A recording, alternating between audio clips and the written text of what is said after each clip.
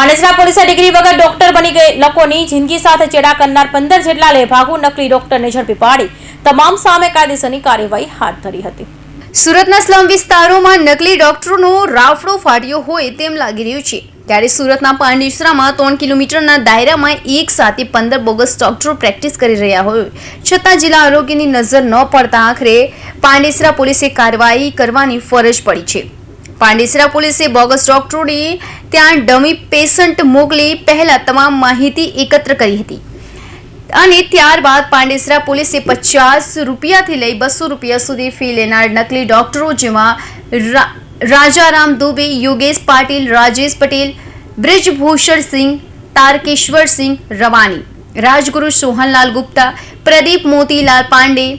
બાબુલાલ યાદવ, મુકેશ કમલાકાંત હાજરા, रणजीत कुमार, पारस भाई वर्मा, अखिल रॉय, चंद्रभान केदारनाथ पटेल, ओम प्रकाश नाथ राम प्रसाद कर्णधार, राजनारायण श्रीबंसी यादव, मनोज सुखभेंद्र मिश्रा, प्रमोद अमरेज मौर्या ने झड़पी पाड़ी તમામ સામે કાયદેસરની કાર્યવાહી હાથ ધરી હતી। સુરત શહેરમાં મહેરબાન પોલીસ કમિશનર સાહેબને કેટલીક બાતમી હકીકત અને ઇન્ફોર્મેશન મળેલ કે સુરતમાં છૂટાછવાયા ગેરકાયદેસર ડોક્ટરો પોતાની હાથડી ખોલીને પ્રેક્ટિસ કરે છે, જેના ભાગરૂપે સાહેબે સૂચના આપતા સેક્ટર 2 સાહેબ અને ઝોન 4 શ્રી વિજય ગુર્જર સાહેબના માર્ગદર્શન હેઠળ અમોક તથા પાંડેસરા ટીમે બમરોલી રોડ પર તથા વડોદ ગામમાં સર્વે કરેલ, જેમાં કેટલાક તબીબો નકલી હોવાનું તથા પોતે અગાઉ કોઈ પ્રેક્ટિશનર ડોક્ટરને તે પ્રેક્ટિસ કરી હોય અને પટાવાળા તરીકે કામ કરેલો હોય અને કામ કર્યા બાદ પોતાનું ક્લિનિક ખોલીને બેસી ગયેલાની હકીકત જણાવેલી, જે વેરીફાઈ કરતા એસએમસીની ટીમ સાથે રાખી અને ડોક્ટરોને વેરીફાઈ કરતા 15 ડોક્ટર ખોટા હોવાનું પ્રાથમિક રીતે મળી આવે। જે ખોટા ડોક્ટરો હતા તેમના સર્ટિફિકેટ અને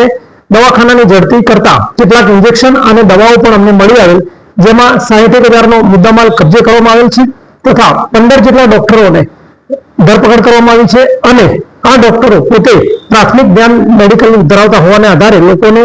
સેવા આપતા હતા, જે ખરેખર કાયદાકીય રીતે ખોટું છે અને લોકોના હેલ્થ સાથે ચેડા કરી ગયેલા હતા। જેના ભાગરૂપે પાંડેસરા પોલીસ ટીમ તથા મ્યુનિસિપાલિટીની સંયુક્ત ટીમે ગઈકાલે 15 ડોક્ટરોને એરેસ્ટ કરી કાયદેસરની કાર્યવાહી કરેલ છે અને ફરીથી તે લોકો આ પ્રકારનો વ્યવસાય સાથે ન જોડાય તેની ખાતરી પણ લેવામાં આવેલ છે।